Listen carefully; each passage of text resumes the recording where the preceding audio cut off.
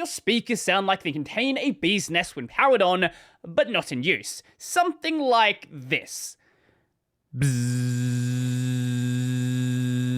That is not a Linux feature, by the way, and there are ways to potentially address that.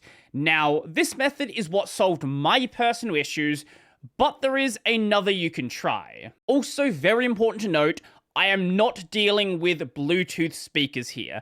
If you have Bluetooth problems, this is not the video for you. First things first, open up a terminal. In here, we're going to run cat/proc/asound/modules.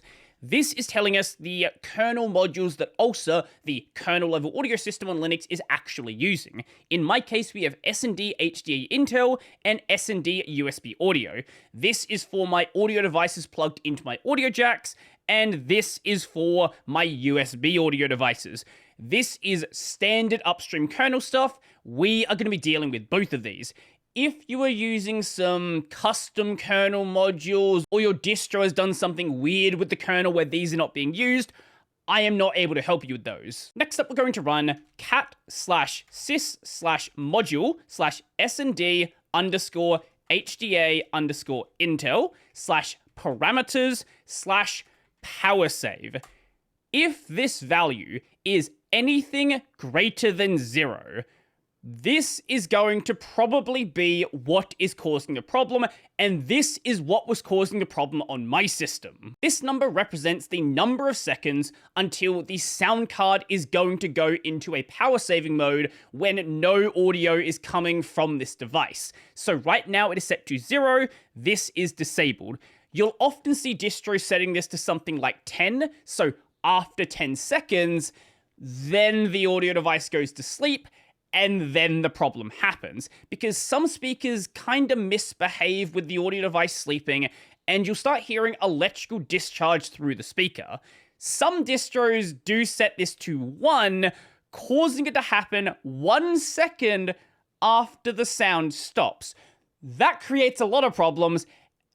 I don't know why anyone does that. It specifically says in the kernel documentation, don't do that. Now we can temporarily fix this problem by just setting the value in this file through whatever means we want to set it to 0. Save the file, go and pause the audio for this video and anything else you might be listening to, give it a couple of seconds, and if the problem has gone away, you have now solved it, at least for this session. Now, if you would like to do it for the other one, for the USB audio, all you need to do is change the S&D HDA Intel to S&D USB_audio, modify that, set it to 0, the exact same way, and if that solves the problem, then we can do it permanently. Now let's move to another directory, cd/etc/modprobe.d.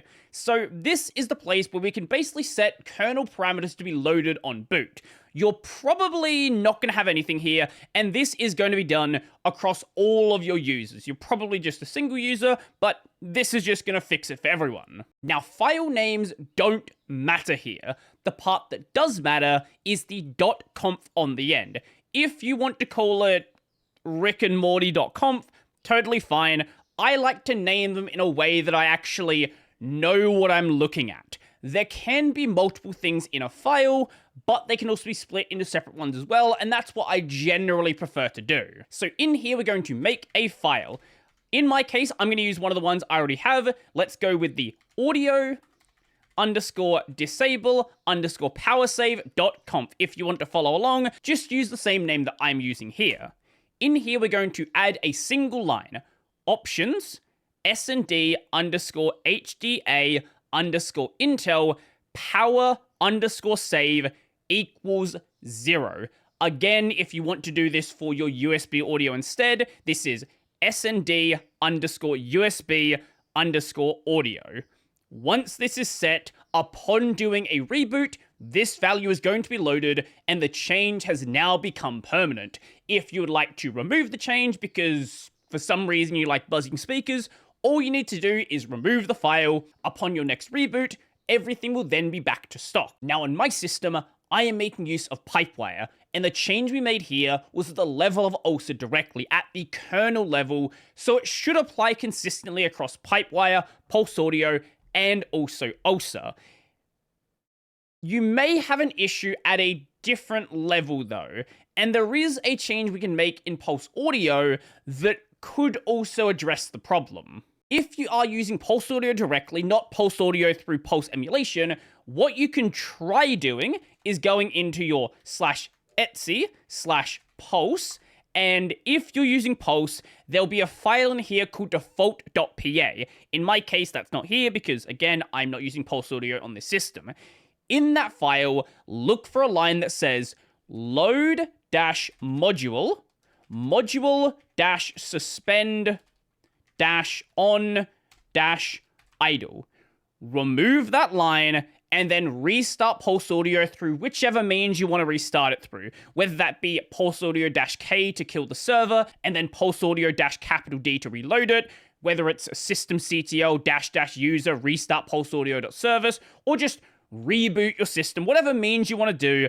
That may also address the problem if the earlier change didn't. Basically, what we are doing is the same thing we were doing at the ULSA level, but instead at the Pulse Audio level instead, where we are saying to Pulse Audio, don't suspend the sinks and sources, the inputs and outputs, always keep them active, and that should stop your speakers being a problem. Now, both of these changes are what have worked for me in the past, but audio problems are very difficult to identify. And if you actually have line problems, you have a kind of sketchy cable, that could be a separate issue instead, or there might be some other problem somewhere else in your chain. But from the research that I've done, these seem to be the things that affect the majority of people, and these seem to be the solutions that work for most. They work for me.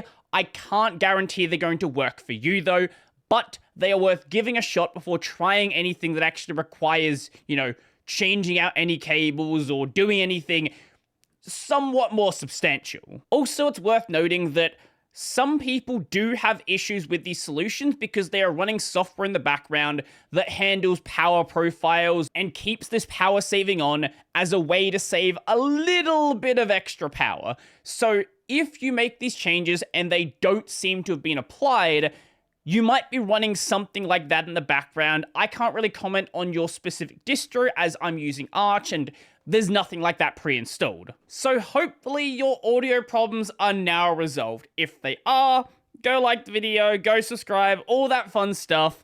And if they're not, I'd recommend digging through things like the Arch Wiki, the Gentoo Wiki, and hopefully some forums out there can deal with your problem if this is not what the problem was. So, if you liked the video, go like the video, really like the video, and you want to become one of these amazing people over here, check out the Patreon, subscribe to the Brodie, linked in the description down below. That's going to be it for me, and good luck with your audio journeys.